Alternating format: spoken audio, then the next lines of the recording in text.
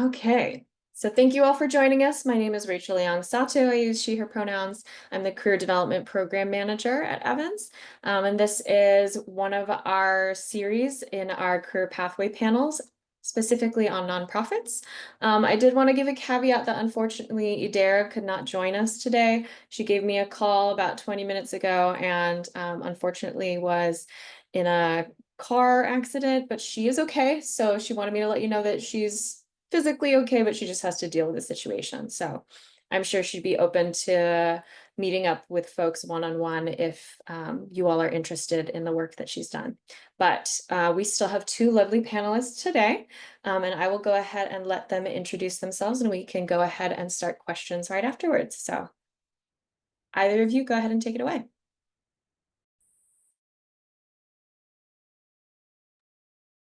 I can go first. Hi, everyone. I'm Ellie or Elle Karn. I graduated from Evans in 2011. Did my undergrad there as well. I'm currently in Washington, D.C., so the other Washington.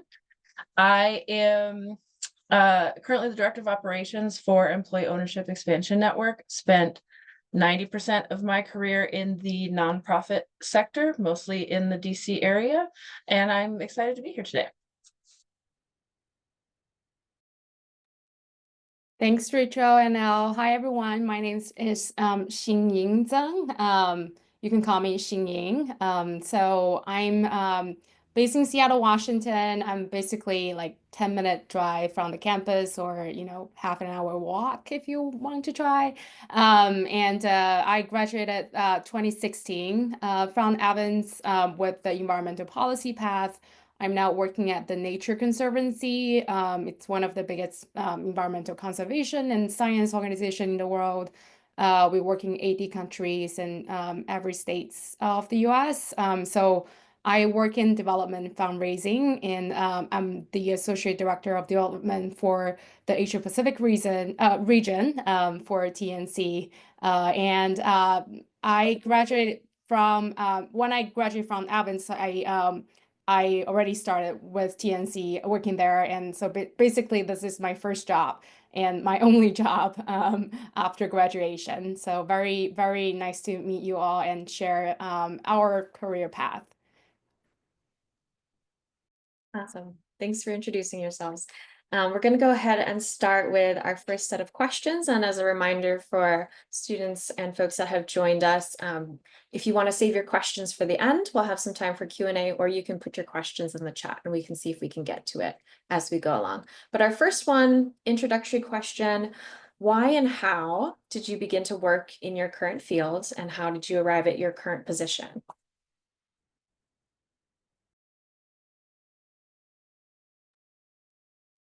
I guess I'll go first. I like to describe myself as a proud generalist, meaning I know a little bit about a lot, which is why I kind of gravitate towards operational roles or strategic planning roles. And I've always had a connection to mission-driven organizations. So I think that is why I've gravitated more towards the nonprofit sector in general, because that's just where my personal passion lies. Had one brief stint in the private sector and it's terrible.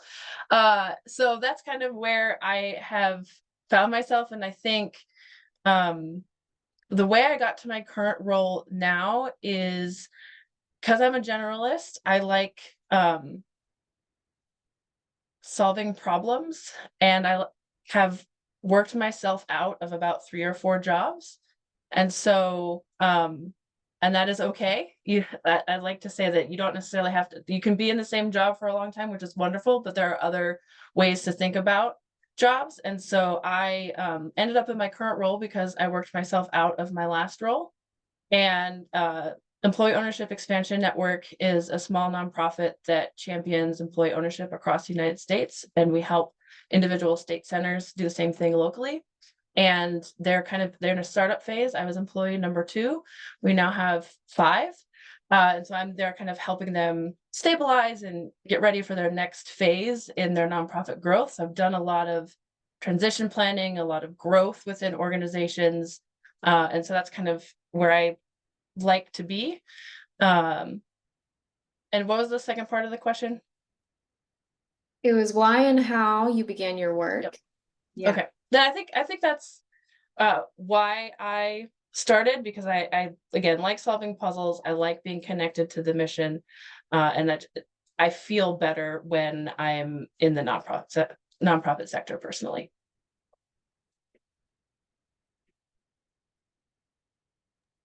I have a lot of echoes with Elle. I think we share the same passion about, we are really mission driven, and that's why nonprofit fit us very well, I guess. So for me, like when I look at the question, I see, like identify myself as both working in the environment field and also philanthropy field, which I feel like probably um, not many people are really familiar with philanthropy. So I can tackle both, but I just briefly talk about like how I kind of pick those and briefly. I still remember like when I was in college and for background, I born and raised in China and I went to college in China and I studied intercultural communications, which is a very broad topics. And again, like Elle, like I see myself as more like a generalist compared to like a specialist. And I'm full of curiosity, full of interest in many, many different fields. So it's actually very hard for me to actually like pick an industry and delve into that, but I know that I'm someone that have really big hearts too, and I want to change the world and I want to do things that make the community better and help with the societies. And I still remember like in I think the third year in my college, and I was like really struggling to figure out my what's the plan after graduation. And I was like it's very hard for me to struggle for me to make a choice. And I actually ended up in like environment feel like very early stage because like I just want to pick something that I love, like I like, even though I didn't know exactly what that is. Like remember, I'm not in environmental science or policy or something like that in college, but I do a lot of like I did a lot of volunteer works in that field, and I just generally love nature and I feel like everyone should love it. And that was just very easily how I got started. And when I come to Evans, I was like really determined already to work in the environmental field. So I feel like it was kind of a, like a easy and probably too easy decision I made at very early stage of my career. And if I pick another thing, like it could be a whole different career path for sure. But I'm just so glad I picked environment too, because it's such a growing industry. And it's you will meet many like-minded people in this field. So that was how I got started. And for philanthropy, it's a little more different because I actually started not as a philanthropy professional. I started as a conservation coordinator at the Nature Conservancy, and then I moved to policy analyst, which sounds more like what Evans School student should pursue. And you will get more training, more skills in Evans, and that was how I was also thinking myself as like a policy specialist for environmental policy. Like that was kind of my career. But as I'm kind of working around in the Nature Conservancy, and I ask myself, and do you really like this? Like, is there anything else that you want to do? And I gradually know that, like I'm not someone that are going to fall in love with the policy analysis and doing research all the time. I'm really people person and I love to building relationship, and I have a lot of fulfillment in building new relationship with people. And so that was when I started to thinking about other functions. And during that time I've been doing a lot of fundraising work as like side projects that I'm working on my current like positions. And then I talk to people and ask them, how do you see me and how do you see me fit like fundraising? And that was kind of when I began to think more about that. But I have to tell you, like when I was in Evans, I've never heard about philanthropy. Like I've never know fundraising. Like I don't know that you can pursue a profession in fundraising even. I'm afraid of, asking people for money, like or like I'm not good at selling. That was how I think myself. But I think philanthropy is a lot different. I know this is just the first question, and I can definitely share more if people here are interested in philanthropy. But so it was really through understanding myself better and trying different things. I gradually aware that, oh, I can actually work in philanthropy, be a fundraiser, and I can find my value in this field. I'll just say what you said really resonated with me because funny, I had very similar, not really knowing what to do. I was a history major, which again, general, the idea was to go to law school. And then I said, I don't want to know what I want to do with that. And that's why I ended up going to Evans. And then when I was at Evans, I was thinking international development.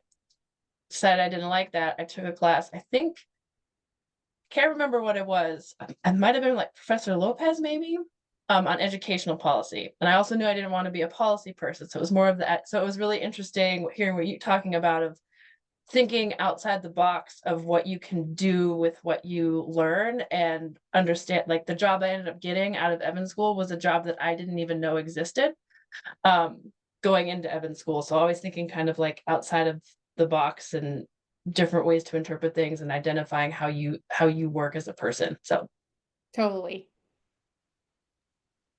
Yeah, I think you both are leading right into this next question and talking about, all the different, as being generalists and touching on places like philanthropy and fundraising and environmental policy, or maybe not policy. I'd love to know what experiences best prepared you for your current work. So, was this a conversation? Was it an internship? Was it volunteering? I'd love to know any type of experience you had that you feel like, thinking back on it, that really helped prepare you for your job right now. So maybe like a class even.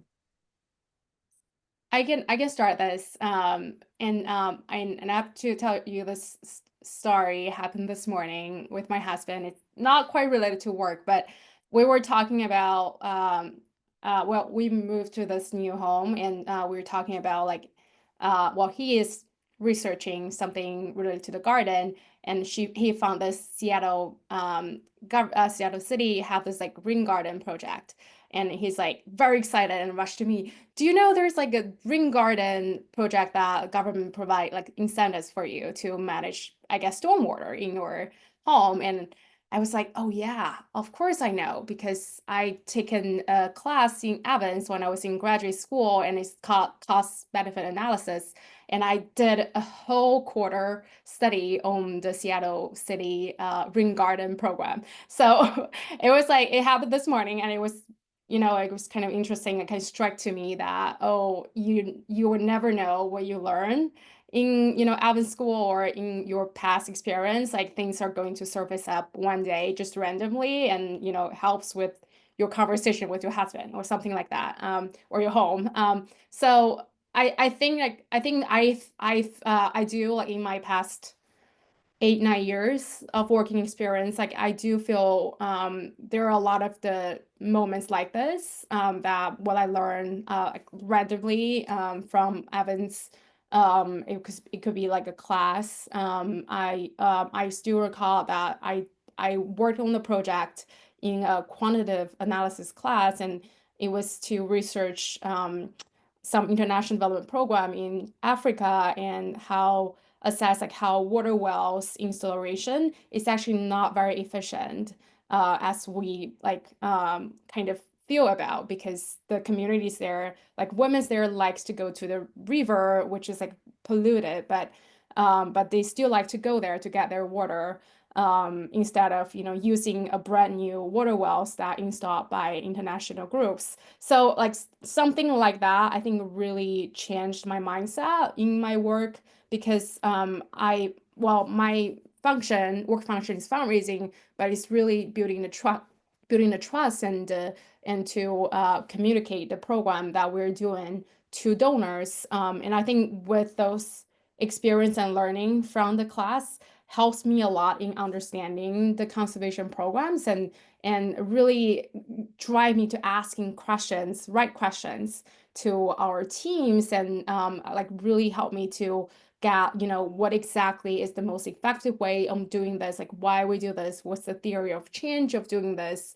And it's not, like it's not just consuming what people write and and telling donor the way that it's going to confuse people. So sometimes I feel my job is also trying to synthesize a lot of information and to like it's sort of like consulting too, because you every day you got so many information and backgrounds, like all kinds of projects, and you need to like turn that into something that readable and understandable to your external audiences. And I have to say, like, those skills kind of gained up during all those like readings and all those assignments that we got at Evans. And even like remember many times we stay close in like a reading group in a class, and we need to have a lot of teamwork with our teammates, our classmates, and that really helped me in thinking about how to run like a team collaboratively too. So one other things that I think is super helpful, it definitely is the internship and fellowship opportunity. I got a Nancy Bell fellowship for the summer internship in after the first year, and that helped me get my internship at the Nature Conservancy, and which turned into a full-time job after I graduated. So that was like a super important, I think, pivotal opportunity for me during my Evans time. And I actually continue that summer internship and continue that for another like 6 months until I maxed out my like international student CPT. It was super helpful that Evans have all kinds of like career service resources too. So help me navigate all kinds of possibilities when I have so many confusions and doubt about, where should I go and where can I find the right person to talk to. So a lot of thank you to Evans.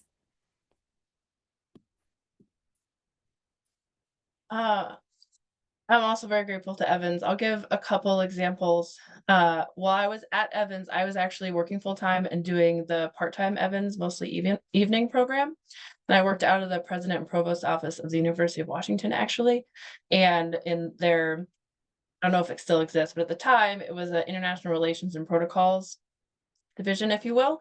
And that internship job while I was in Evans, there was a lot of parallel things I was learning in Evans while I was in that internship employment capacity, particularly really high level deliverables, because we were dealing with dignitaries a lot. And so that I think has carried over into my career path now and managing people and projects, interacting with board of directors, being on, I serve as a secretary on a charter school board here. So that kind of quality of work and who you're talking to has kind of stayed with me throughout my career.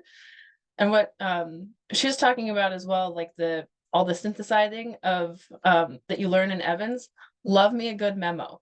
Like if you can get, especially if you are someone who's prepared, like in nonprofits, depending on where you are, most of my positions, I'm reporting to a board of directors, I'm creating the board packet, I'm on the material, or now I'm on the board and I'm looking at the material.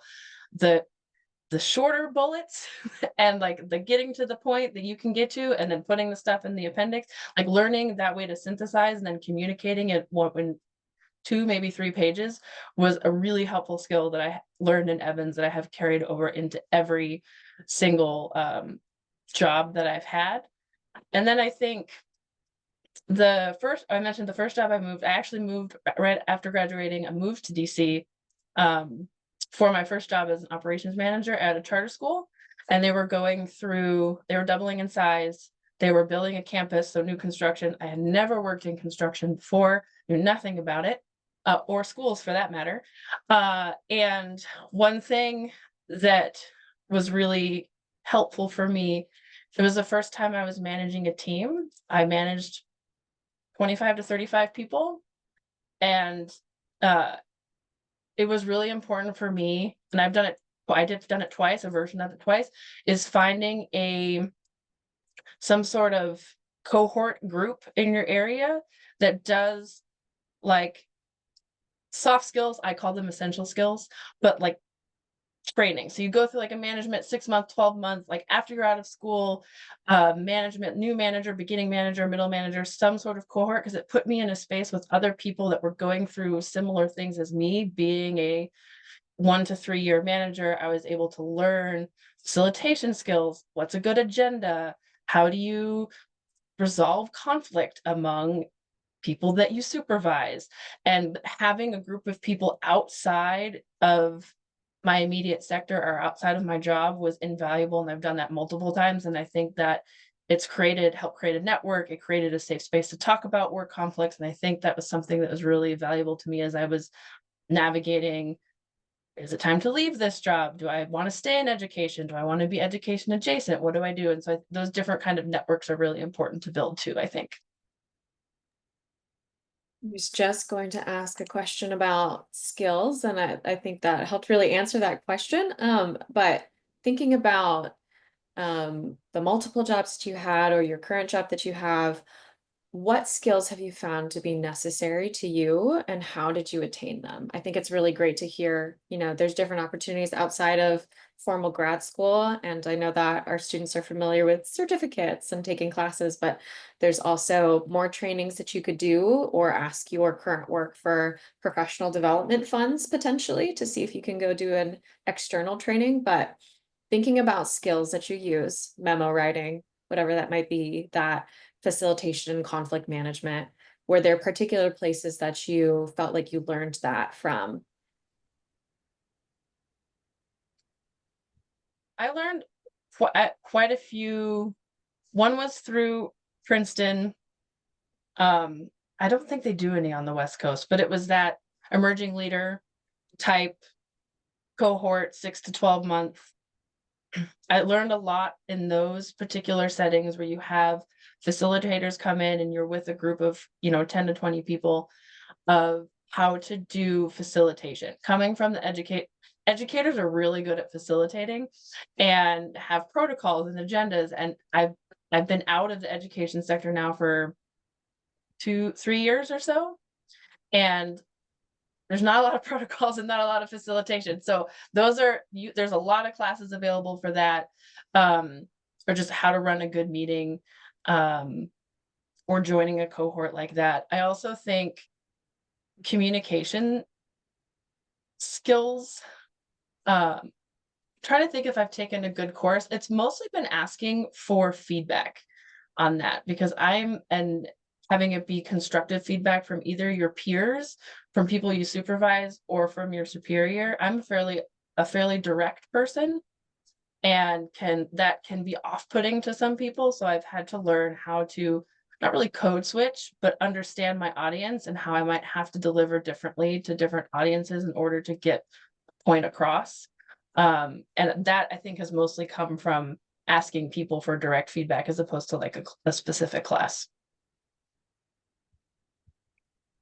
I have to say that what Elle just shared, it's like the same for me. Even, we have very different kind of job. I feel it was probably because we both like see ourselves like journalists, and like we a lot of the work that I think for me, like it's definitely a lot more, I think, interpersonal, like because we work with external donors and partners and like internal colleagues a lot, really a lot. And we have this team of teams concept, at least in my own team. Like we really trying to, map out the stakeholders. So stakeholder management, it's super important. And engaging the right team and, engaging the right executive teams. And, that's when I think the memos comes up. Like I'm actually working on like 3 executive strategy memo, like donor strategy memo, like that serve like 2, 3 different kind of strategy executive like leaders to read, right? Like that they can read in 1 minute. So like those are really important functions that when you are trying to determine what's a strategic way for fundraising. So it's not like I think a lot of people thinking about fundraising is like asking for money, but there are like 100 more steps before you ask for money, and there are like 100 more steps after you solicitate a gift. So and that's also what I think like creativity is really important for my job. And I think creativity is a less of, like learn hard skills, that type of thing. It's more by like you're learning it by doing it. It's almost like riding a bicycle sometimes, and you need to really embrace yourself in thinking outside the box, and you're engaging others for providing feedback as well. I sometimes think of my work as, I'm writing like a play, like a Broadway show. And I manage like 60 donors, and I have like 60 different kinds of stories that I'm kind of innovating together with them. So if you think that like if I think different fundraiser will tell you different things about fundraising, and for me, there's part of, art in it. There's part of creativity, there's part of, teamwork, and there's definitely a lot of strategic thinking, because you're making sure they're like right people on the right spot, right location, and right timing. And it's all about the organizational skills and interpersonal skills to make that thing happen. So for my organization, like we have like 6,000 people in this organization. It's a fairly very big nonprofit. And when you're working in such a big room, we usually say that you need to raise the fund twice, once with donor, once internally. So that was like, I think how like telling how complicated sometimes, because you really need to get aligned with your teams and make sure that, you're not working independently, and you're working very collaboratively, and you're presenting yourself as a whole entity in front of the donor. So it's a job that needs a lot of empathy as well, a lot of like compassion, and a lot of integrity, I would say. And because you're also trying not to be, again, like it's not selling a car. Like you're trying to hold the door for your donor, and trying to creating that level of trust that you're not selling them something. It's like you are basically helping them to realize their mission, and you're also helping your own organization to finding the right resources for our mission, right? So is that bridging, I think, is really important. And that's where I also find really fulfilling sometimes when you find the right fit to match them together.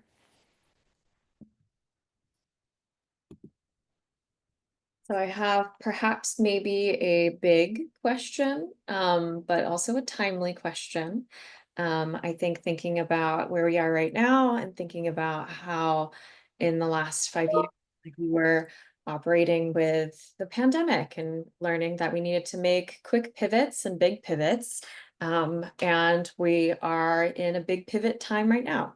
So thinking about how maybe your work and your experience in nonprofit work, how has that changed over the past 5 years? How have you seen things grow? And the other half of this question was, do you have any predictions of what might happen in the next 5 years? But I know that's a big one. So if you don't have, none of us are like able to see the future, but if you have thoughts about even how you are deciding to operate or navigate these next few years in your work. I can start. I love this kind of question. I actually remember we were in a class, it was final year and it was last quarter, and I had Allison Collin. I don't know whether Professor Collins still around, but we did a very similar exercise in her class when we're talking like policy, environmental policy, and she was trying to ask us to imagine what will happen in this field like in 10 years. And I think we collect all the notes in a box, but I don't know where that is because it's been 10 years and I want to see if we can, read that again and see what's happened and what's not. So thanks for that question. And so I think in the environmental field in general, a lot of things happened and changed in the past 5 years. And just my own like looking at my own career and when I got started like almost like 10 years ago, I don't think the field has been so populated or like there was not as many choices, I guess, as nowadays. So I do feel like there's like a really big boom in the past 5 years in the environmental sector and especially in the climate sector. And for my specific niche, like philanthropy, like climate philanthropy has been booming so well.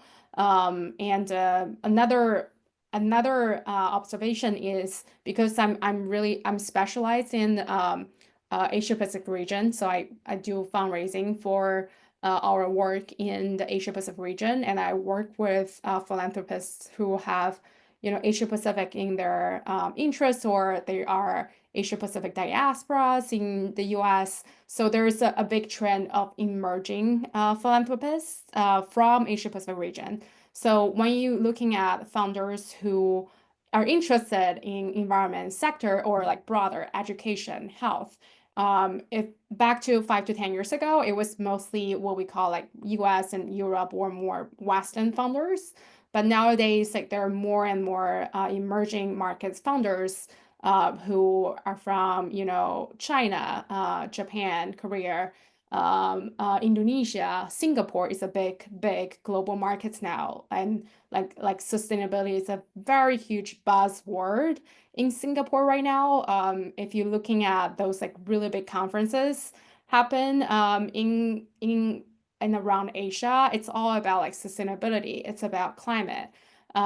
It's about environment. So that's something that if you're interested in this field, I do feel like the past 5 years have like there's some certain kind of wind that carry out as like over, and that comes with all the like Wall Street interests in ESG, the awareness of the consumers that who want to vote for more sustainable products, and they're like this really emerging wealth that come from the Asia Pacific region, and Latin America too, that begin to paying attention to like sustainability issues.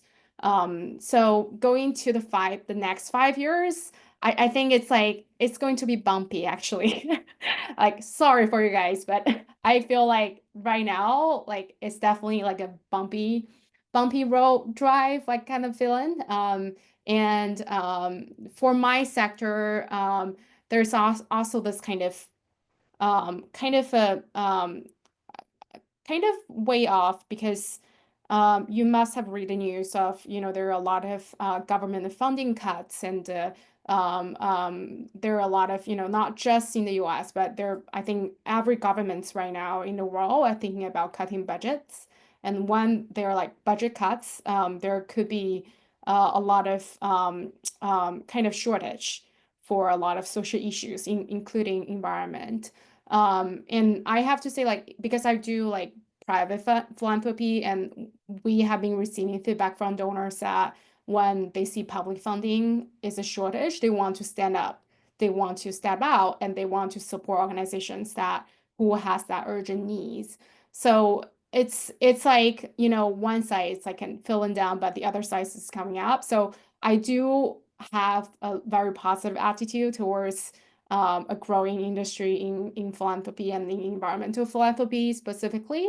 But I think there's a in general of, in the nonprofit sector, in the social issue sectors that have a lot of fear about what is happening right now. So yeah, I'm just going to stop here. And Elle, like we were just talking about this, and sorry that I begin to bring up this issues, even like nobody asked, but I do like I'm just very straightforward and very transparent. I think every nonprofit organization right now is trying to figuring out how to manage change, basically. Yeah, and how to operate in a like bumpy drive. I won't add too much because I agree with all she said, and you could apply that to anything,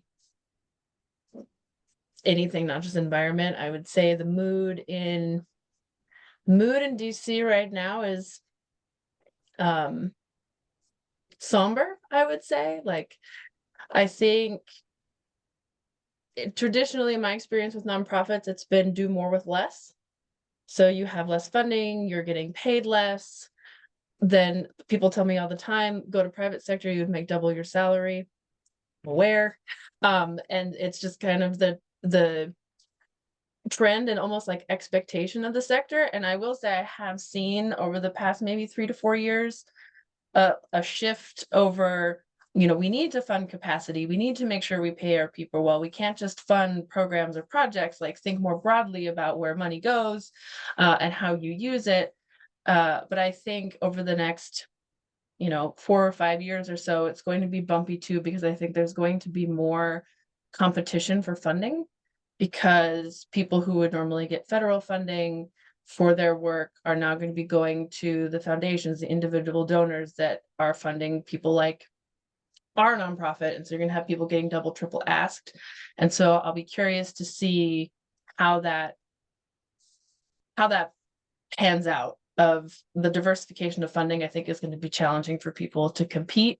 And I think you're also going to see an influx, at least in DC, an influx of people looking for jobs. I think you're going to have a really high caliber people competing for nonprofit jobs. I'll be interested to see how people kind of fall over the next couple of years.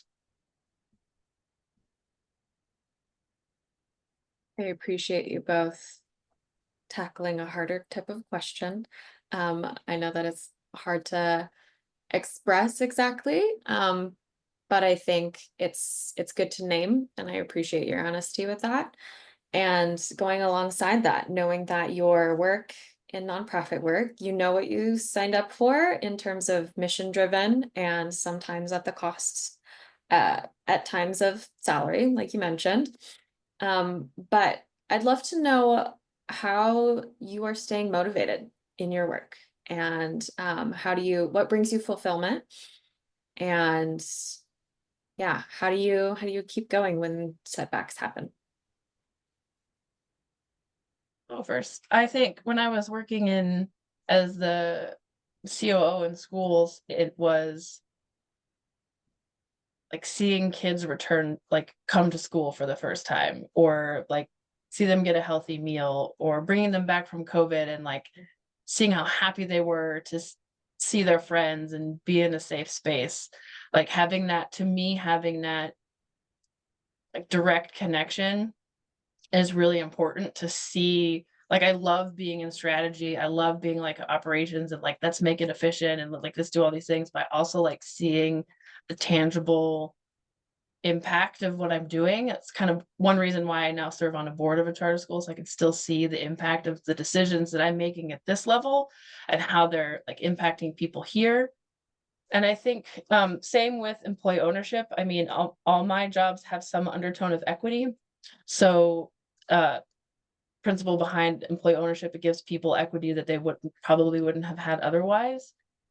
So that kind of leveling of the playing field, giving people access to things that they don't have or wouldn't have had access to, is what really like drives me personally. That's my core value. So when I look for jobs, I look for roles, that's the main thing that I'm looking for. And that's what keeps me, like, even when days when it's tough, I know that like ultimately that's what we're trying to achieve, and that's what keeps me going. Yeah, I totally agree. I think it was really outcome driven. Like when you work at nonprofit, like you really want to like I really want to find a position or role that I can leverage the infrastructure, right, in your organization that to achieve something bigger than yourself.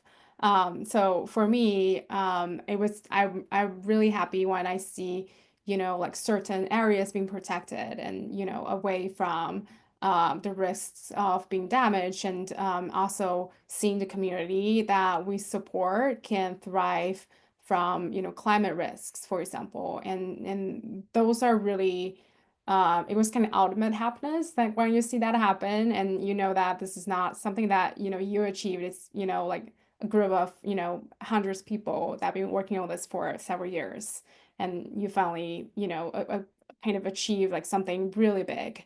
Um, at TNC, it's just sometimes the scale, it's impossible for you to think about. Like last year, we accomplished a deal, a financial, like sustainable financing deal with Mongolia government, and that was going to protect an area as big of California in Mongolia, where prime grasslands and lands and forests needs eternal protection. So we call it Enduring Earth and Eternal Mongolia. And it was kind of made by raising funding over 100 million for that program alone.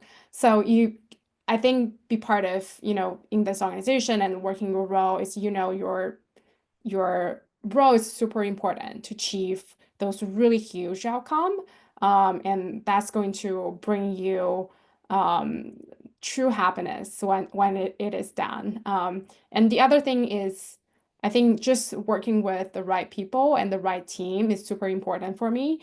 Like being in this organization for like 8, 9 years, and I've been through different teams. And sometimes I know like this is not going to work for me, and I would try to see if I can order myself, or communicate with your team, and trying to, find the right people that I want to surrounding by, and I can learn from them, and I can thrive in this environment.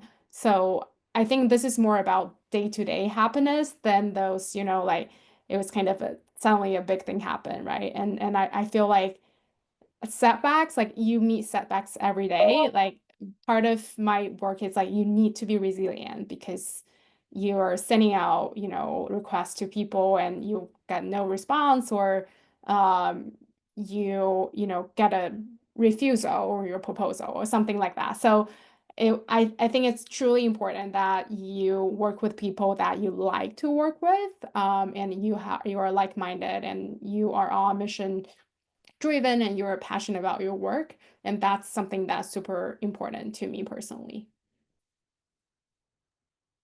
Thank you. I have one last question to wrap up our facilitated questions, and then I want to open it up for students to ask. This is a career panel, and so thinking about folks that are applying out, looking for full-time jobs, internships, career transitions.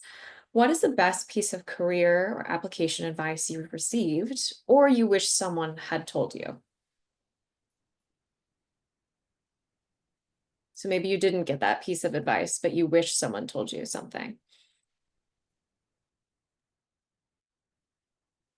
Uh, I'll give two. One, because I'm about 50-50. Two of my jobs have come from network and referral. The rest of my jobs have been cold applications. I made it through the pile of however many there were. Actually might be 75-25%. Anyway,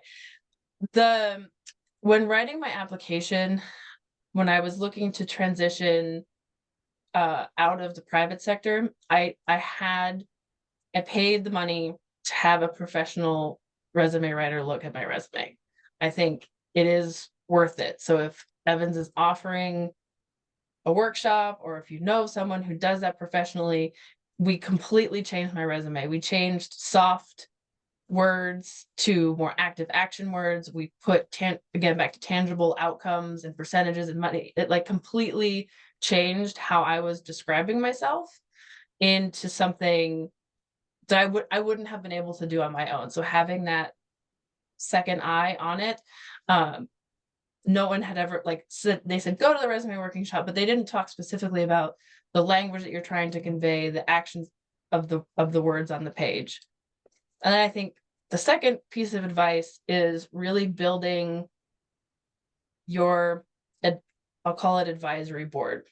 So like people, not necessarily that I want to get a job from or work for, but my advisory board consists of people who I would consider my mentor, people who have been my supervisors, either directly above me or like leading a company, colleagues, people that I respect their opinion that I call when I have to look up something, people I've done those management programs I mentioned, we get coffee. So having former employees I regularly see, and they've gone on to do other things. I have this network of people that I can reach out to when I'm feeling unmotivated and need to be inspired, or when I have something hard to work through, or when I am actually trying to figure out what it is I want to do next and I'm applying out. Like they might have different ideas of jobs that are available or different things I haven't thought about. And so building that advisory board is again something no one really told me to do until later.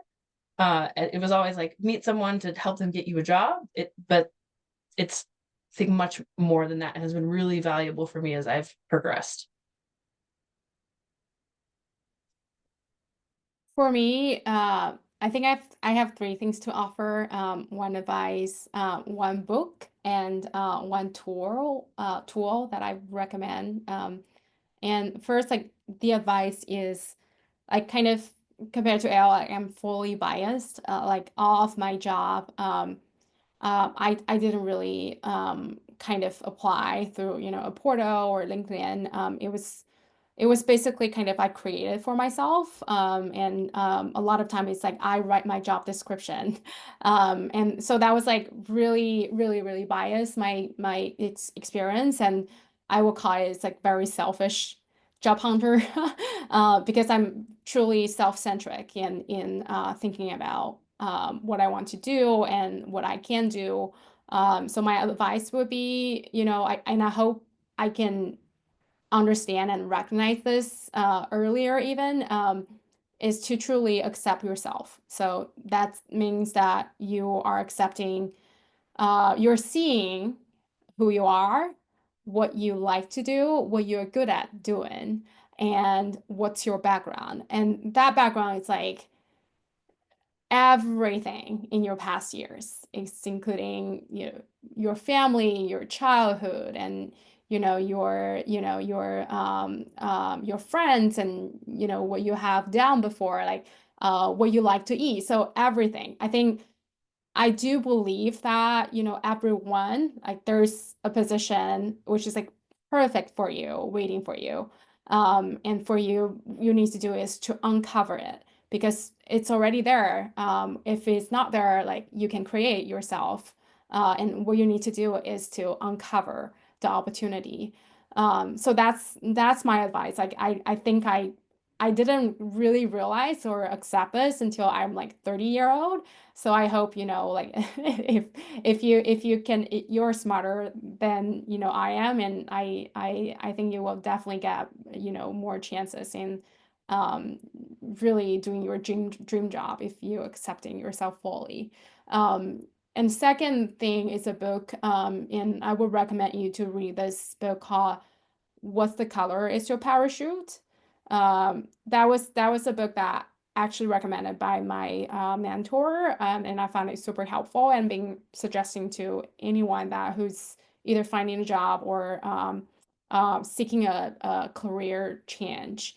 And it has a very good tempo of, first starting with the self-assessment, like I share earlier, and like how like there's like some specific job searching strategy, like tackling, like those are really like skills that you need to know. And there's, like specific methods that you can apply.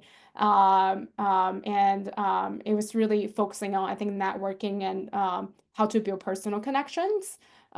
So that was like something that you just have to know if you are job searching, right? And I still remember there's part of thinking, oh, how to adapt to the job market too. And that was where I was not really, aware. And the most important thing is like how to find the fulfillment and how you're finding a job that not just paying the bill, but also give you the personal satisfaction and align your long-term goal. And that can help you feel, joyful just every day. So I would definitely recommend that book. And finally, I would really suggest you to use AI to find job, ChatGPT, Copilot, DeepSeek, whichever you are familiar with the most. It's just super helpful. Like back to like years ago, there's no AI. Like I think it's harder for you to collect information. But I would give you an example. Like if you're interested in, if you're someone that interested in, say, working with international organization on public health, you can just ask, find me the top 10, public health organization have international footprint, and can work in specific countries that you are interested, and always ask like have a representative office in Seattle, for example. So you can build, you can find them on LinkedIn, and you can reach out to people that who are from Seattle office, and you can branch like a coffee request, and always trying to filter Evans School connection too. So that was like kind of like you do need a little bit of strategy thinking and asking the question, but definitely use AI to help you with your research. And it also help you like psychologically in doing the first step of self-assessment too, because like well, the AI won't know who you are, but you can tell them, and they can help you to match what kind of job that may fit you, and it can provide like 20 different job positions than you just thinking about maybe I can only do that 3. So I do find I still kind of play with AI sometimes, because I I ask myself like what can I do if I'm not a fundraiser, right? And what can I do, like just for fun. So definitely use AI, use it hard, and use it strategically, and that help you prepare for your interview too. So please use AI.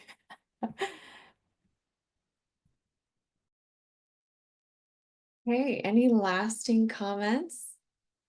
Oh, Justin, I think you have a comment you want to share?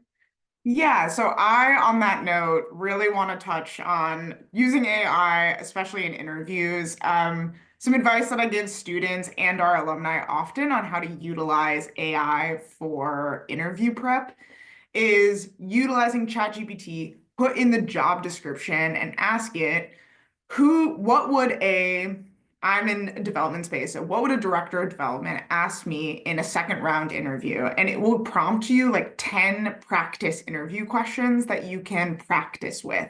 And while in the interview, that may not be the questions that they ask, they'll probably touch on the same topic. So you can practice what your examples are, what is ideas or past examples of how you've done something. And I have found that in my time when I was applying to jobs, they were pretty spot on with those. So it is a very helpful way to kind of practice and feel like you can go into those interviews in a comfortable and confident space. So that is my advice that I would give anyone on how to utilize ChatGPT to help you prepare for interviews. So I just wanted to throw that in there.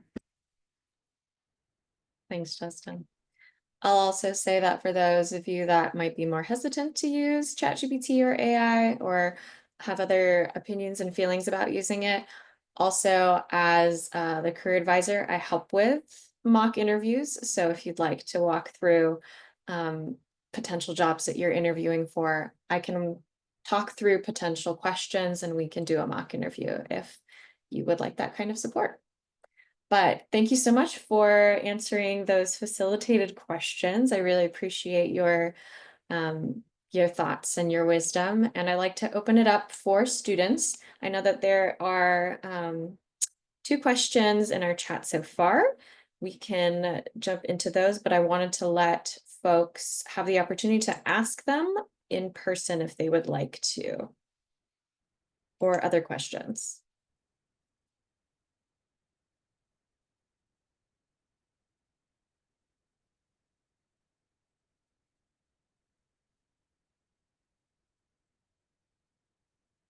Yeah, I'm going to start with my first chat question, which was specifically for Xingying. What advice do you have for students passionate about land rights and environmental policy who is seeking an internship in your organization? Passionate about land rights.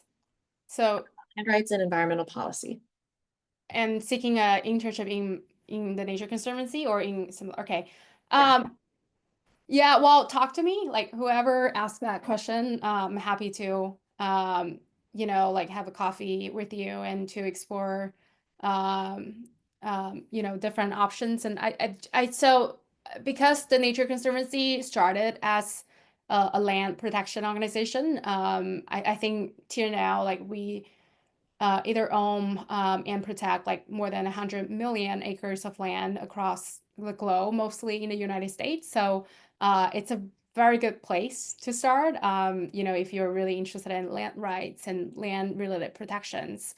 And policy too, because TNC has a really big and strong government relations and external affairs team. A lot of our conservation initiatives are related to influencing the policy. Actually, that's where we're going to leverage our work to achieve our 2030 goals. If you look on TNC website, like which is nature.org, we have very ambitious goals for our 2030s, and a lot of them are going to achieve through policy influence. So yeah, so I would say if you're really interested in land rights and policy, TNC is a perfect place for you. Like and there are multiple different functions that you should look at, which including, there are like conservation program roles, and there are like policy analyst role, like what I did before. There are also like specific on government relations who work more closely with either local or federal governments on influencing policy. And there's generally, like you can also work in finance team too, because TNC has a whole team work on land acquisition, and that was like super interesting. And there are also a lot of other partner organizations that TNC work with, and I think you will also be able to find more, organizations who either like TNC or who function in different scales on land trust specifically. So yeah, I'm happy to grab a coffee and to, have a virtual call with you if you're really specific and interested in that field. Stephen, I think you were the one that asked. Is there anything you want to add? Yes, thank you very much, Rachel. Not really. I think I got everything I wanted. I'm going to probably structure a meeting with Xingying to, continue the discussion on this. Can you hear me? It's just a little bit like, I think it's your voice is a little bit dim, so. I think is it better now? Sorry, I'm having issues with my connection. I'm not sure. Can you hear me right now? Yes, we can hear you. Yes. So I said you actually touched on all the points I wanted to know. Probably I'm going to further discuss with you on this, probably over a cup of coffee. Or I can also schedule a meeting with you going forward.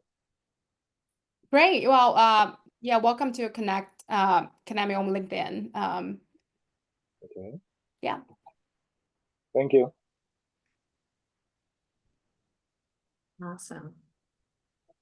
This next question, I wanted to ask if the person that typed in the question wanted to ask it. Otherwise, I can go ahead and read it. Okay, I know that it was a bit addressed in the impacts of funding with nonprofits, because funding is affecting lots of folks. So I think the question is about the stance of the administration and their funding cuts. I don't know if folks are in the space to answer that question, but wanted to pose it for you. I can give a personal opinion on it. My organization has not specifically been impacted by it. I think we will be, as far as future funding is concerned, again, for that competition aspect.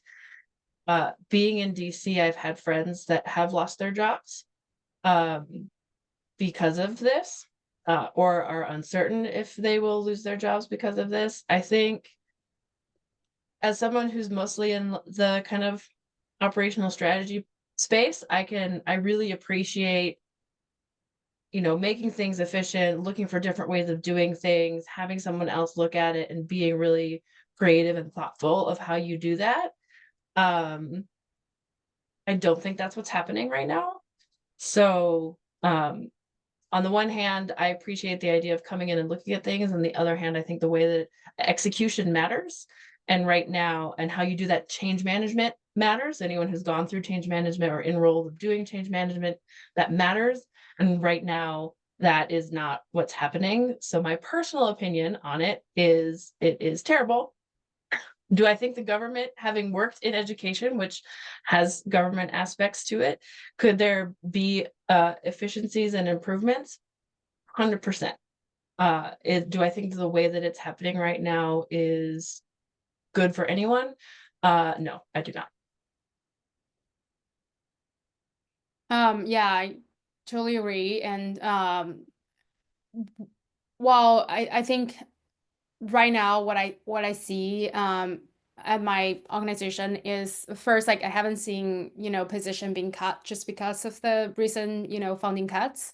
But I do know that, because we run in 80 countries and there are several programs that is going to affected by the USAID funding cuts.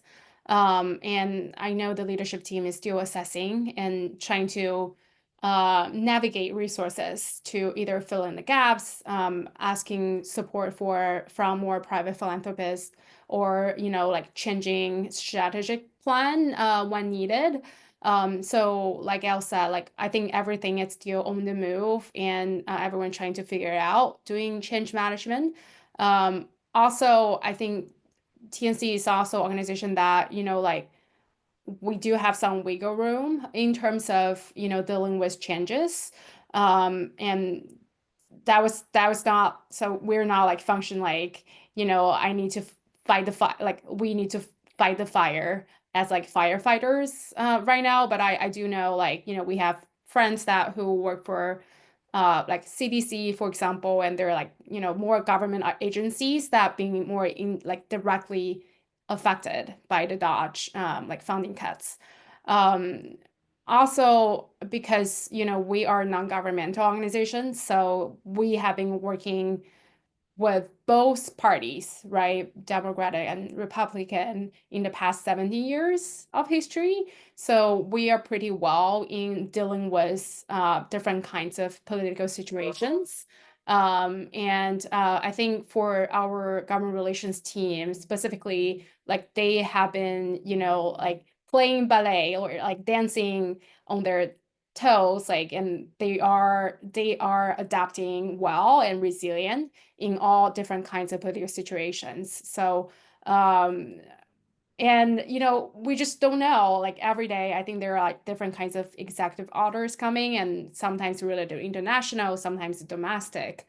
And definitely that keeps our legal team very busy, because it's also, I know Elle probably also have a feeling is nobody really know sometimes like what's the order really mean, and how it's going to be directly affected. So a lot of time it's like you are, like Chinese have the saying that you're passing the river by touching the stone. So that's how I feel like personally right now. And that's how like why we need more innovation, and why private philanthropy support it's really important going forward to navigate all sorts of changes that may bring. Thank you both. I did want to give an opportunity, seeing that there are quite a handful of international students on the call, if they have any other extra questions, particularly for Xinyin.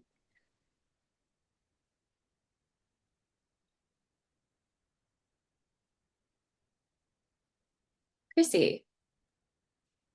Thank you all for sharing a lot of like valuable insights. I'm personally an international student, and well, to be honest, I don't really have like full-time experience, working experience, because I came to Advent School right after I did my undergrad at UW. But I was trying to intern at local government like City of Seattle and a nonprofit, as well as private sectors. So my question is, do you guys have any recommendations for people like me with like limited work experience to stand out when applying for nonprofit roles? Or like in other words, Rachel brought up this question to me this week. I'm bringing this question to you guys that what kind of job titles should be like entry level people looking for? That's a good question to ask ChatGPT, I feel. Yeah, and I think there's actually a lot, and I think, well, I'm not sure whether it's kind of the same with everywhere else, but I feel in my organization, like, well, it's like if it's like an entry level, if you're looking at entry level because this is first job after graduation, right? And like I think managed expectation is really important. So and you're doing great. Like you are looking at entry level job, and you want to look into nonprofit sector, which is I think sometimes more like accept more versatile like background probably than private sector, for example. So yeah, so you probably were looking at title with coordinator in their title, um and I don't know whether people do that now, but you sometimes is a junior something position too, and like associate something too.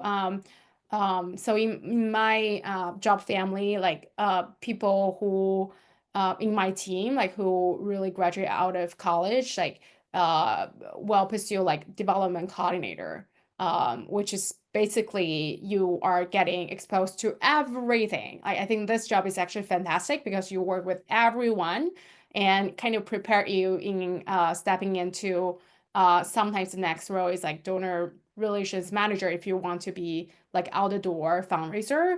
But you can also do donor communication writer, or like who if you like writing and you like creating, like a lot of people pursue like donor communications manager later, and they do like donor operations if you're really like data centric, and you like to work across the teams. And so I think it's just there are a lot of options for you.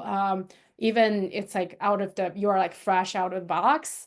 And I do think it's more important if you looking at your background and looking at what you are good at, and you do have experience. It's just not full-time work experience. And I don't know whether you're first year or second year, but the internship in the summer, I think that's a pretty good opportunity for you to gain some hands-on experience, and also the capstone project on the second year. If you pick the capstone, like that's going to give you like at least like 6 months of working in a like reality setting.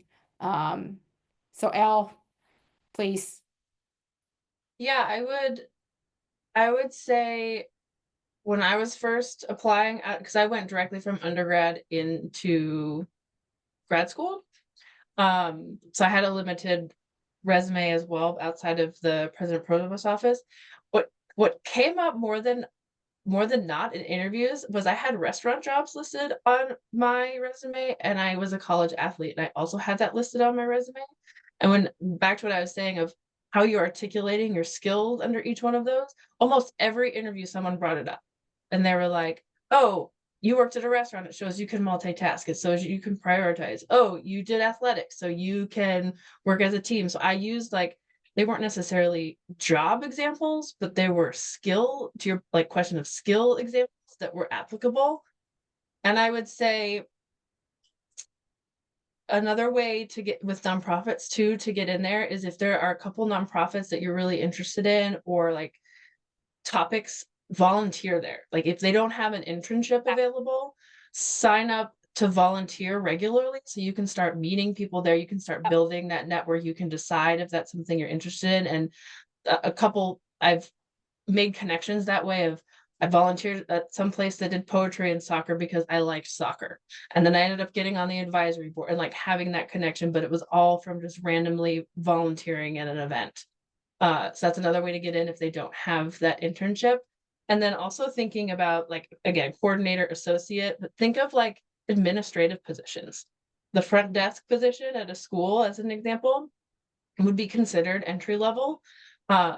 But almost every person I hired for that role eventually got promoted to something else. So they wanted to do business management, or they wanted to do development, or they wanted to do communications. But she was saying like they're interacting with all the people, so they get that experience. It might not be the actual job you want, but you get to touch everything and learn about everything in that role.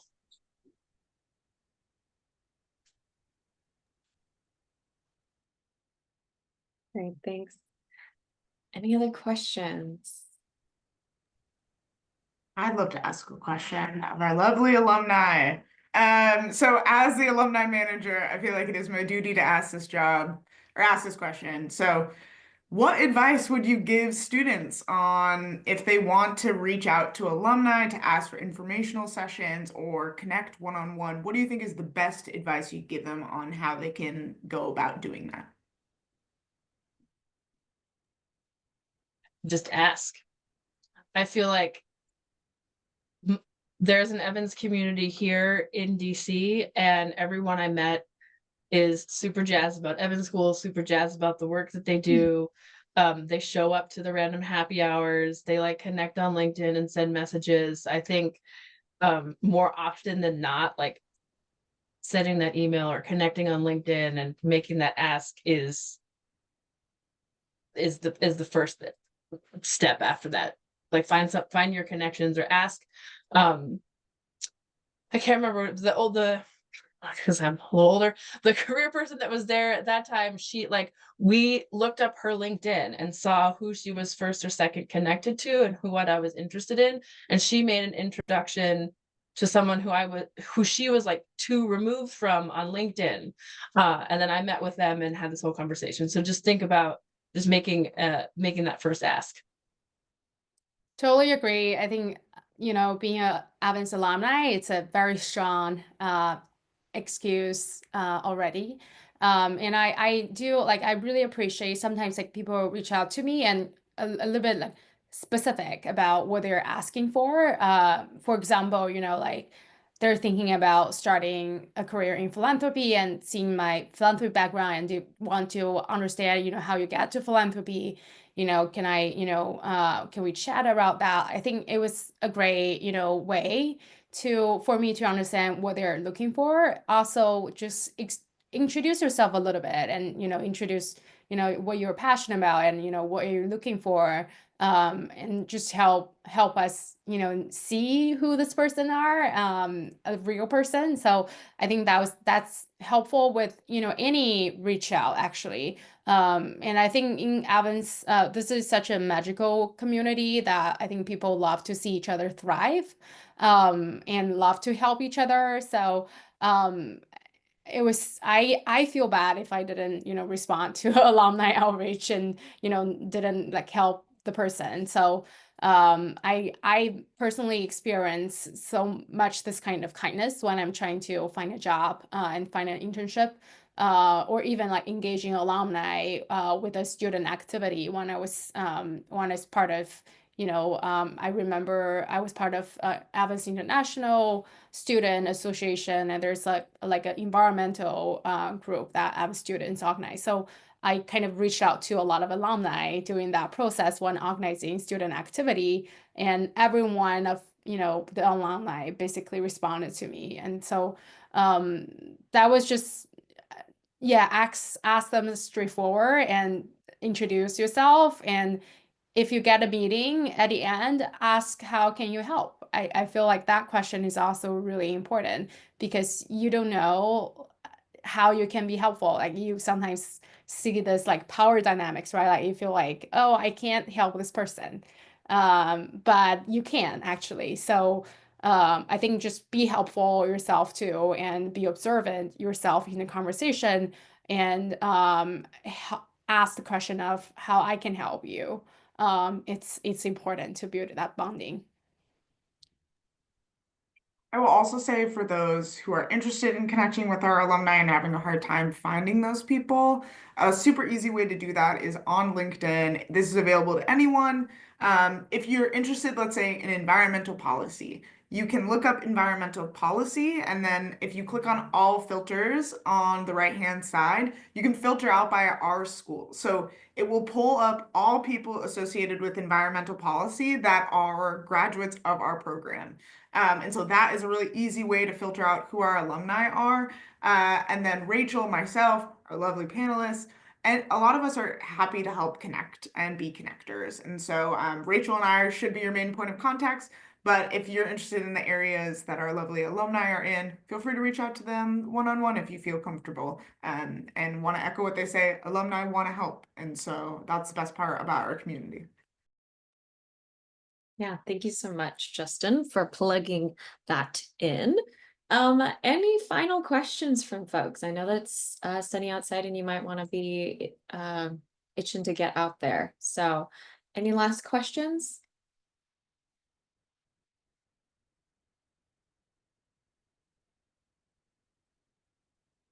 Going once, going twice. Okay, well, I will let you all know that I'll be following up with an email with these folks' contact info that if they are willing to share. And you're welcome to follow up with them after this panel. Thank you so much for everyone for coming, showing up, and thank you panelists for sharing your wisdom. We really appreciate it. And have a lovely, what day is it? Thursday, everyone.